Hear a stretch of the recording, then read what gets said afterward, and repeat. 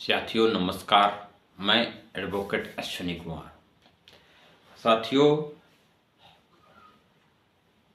उत्तर प्रदेश का जो उपचुनाव हुआ, उस उपचुनाव का परिणाम आ चुका है। उस परिणाम को आने के बाद कयास लगाए जा रहे हैं 2027 के परिणाम की। तो वास्तविकता में देखा जाए, एक तरफ तो यह निश्चित तौर पर देखा जा सकता है और ये कहा जा सकता है कि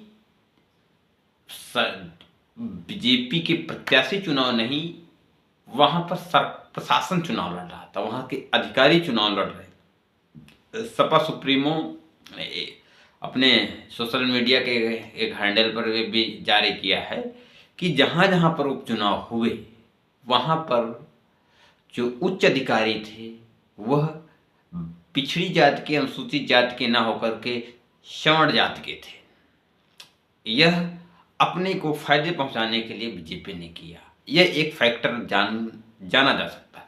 लेकिन जो पीडीए का नारा दिया गया माननीय राष्ट्रीय अध्यक्ष सपा सुप्रीमो के द्वारा, तो यह अगर हम चुनाव में देखें तो पीडीए कहाँ चला गया? पीडीए तो कहीं नहीं दिखा। तो यहाँ पर पीडीए के दो मायने यहाँ पर देखा जाए। एक तो टिकट को बंटवारे को देखते हुए टिकट का जो बंटवारा किया गया उसको पीडीए के आधार पर देखा जाना चाहिए कि क्या माननीय राष्ट्रीय अध्यक्ष जी ने जो टिकटों का बंटवारा किया, क्या वो पीडीए के आधार पर किया? अगर नहीं किया तो क्यों? पीडीए में कोई एक विशेष जाति नहीं आती, न विशेष कोई वर्ग आता है। पीडीए का मतलब है, इस पीडीए को उपचुनाव एक प्रयोग होता है। पीडीए का मतलब होता है कि हमको उन लोगों को भी मौका दिया जाए जिन लोगों को कम से कम मौका मिलते हैं। दूसरी बात, सबसे अहम बात मैं कहना चाहूँगा, खास करके उन लोगों को जो सपा के बहुत बड़े नेता, कद्दावर नेता बनते हैं। माननीय राष्ट्रीय अध्यक्ष जी ने जो पीडीए का नारा दिया है वह तब सही साबित होगा। हम सारे की सारी जिम्मेदारी माननीय राष्ट्रीय अध्यक्ष जी को ही दे रहे हैं। सारी जिम्मेदारियां दें, यह भी एक बहुत बड़ी गलती है और इसके दोषी हैं जिले संगठन। ये उत्तर प्रदेश के समस्त जिले संगठन के उन पदाधिकारियों को जो जिला शीर्ष बॉडी का नेतृत्व करते हैं।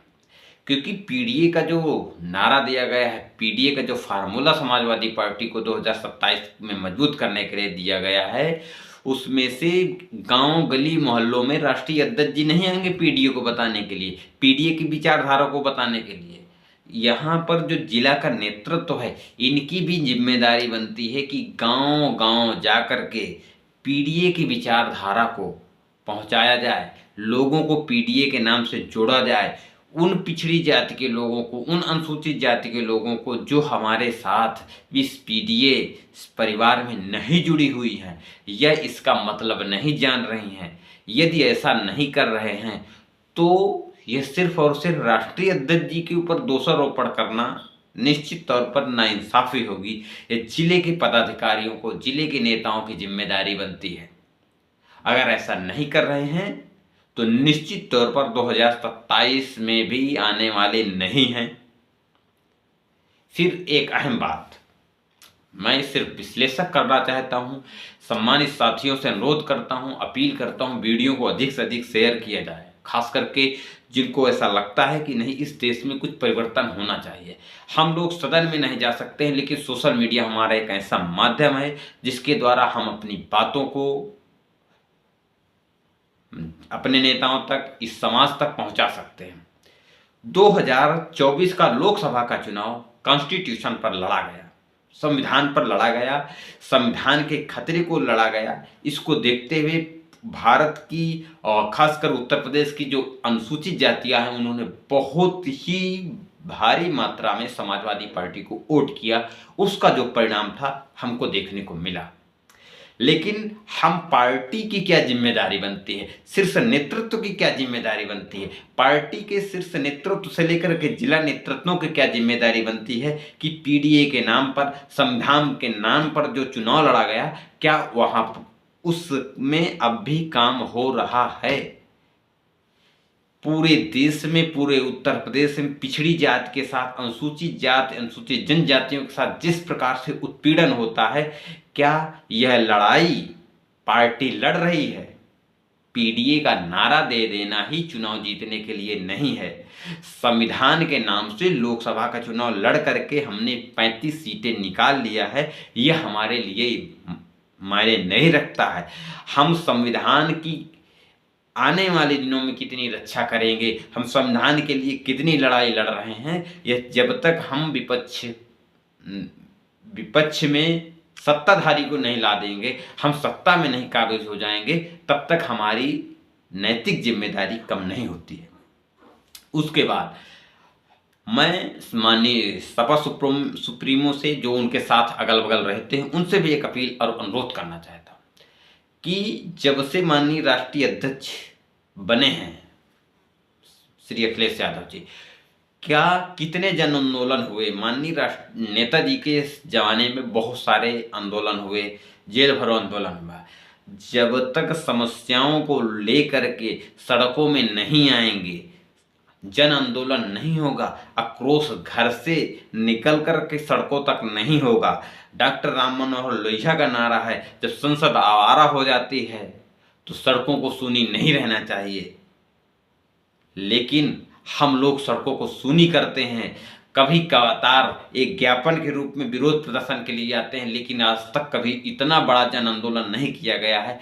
जिस प्रकार से इस देश में उत्पीड़न होता है, इस देश में ओबीसी, एससी, एसटी के अल्पसंख्यकों के साथ भेदभाव, उत्पीड़न, उनके हक अधिकारों को हनन होता है, यदि उन हक अधिकारों की लड़ाई के लिए हम सड़क में जान की कुर्बानी लगा के नहीं आएंगे, तब तक हमको आज़ादी मिलने वाली नहीं है इन सामंतवादी और मनवादी विचारधारा वाली राजनीतिक पार्टी से और लोगों से। इसलिए अपील, अनुरोध है, पीडीए की विचारधारा को, पीडीए से लोगों को जोड़ने के लिए शीर्ष नेतृत्व के साथ साथ जिले के उन नेताओं को जो कुर्ता पैजामा टाइट करके अपने आप को नेता बनते हैं, उनकी जिम्मेदारी बनती है कि सिर्फ कार्यालय में ही कार्यक्रम ना कर करके गांव गली मोहल्लों में पीडीए का नारा पहुंचाया जाए, पीडीए की विचारधारा को पहुंचाया जाए।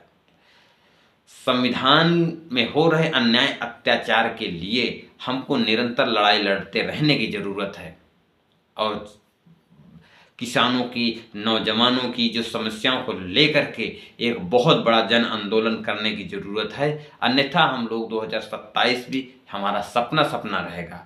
इसलिए मैं समस्त सम्मानित साथियों से, संविधान प्रेमी साथियों से अनुरोध अपील करूंगा कि इस देश को बचाने के लिए, संविधान को बचाने के लिए हमको ये सोशल मीडिया के द्वारा जिस स्तर पर हम अपनी बातों को पहुंचा सकते हैं, अपने नेताओं को पहुंचा सकते हैं, हम किसी के द्वारा सुनी हुई बात को अनुसरण करते हुए कोई बदलाव कर रहे हैं, कोई नया कार्यक्रम आयोजित करें जिससे कुछ बदलाव हो, ऐसी आशा अनुरोध करते हैं, ऐसी उम्मीद करता हूं। जय भारत, जय समाजवाद।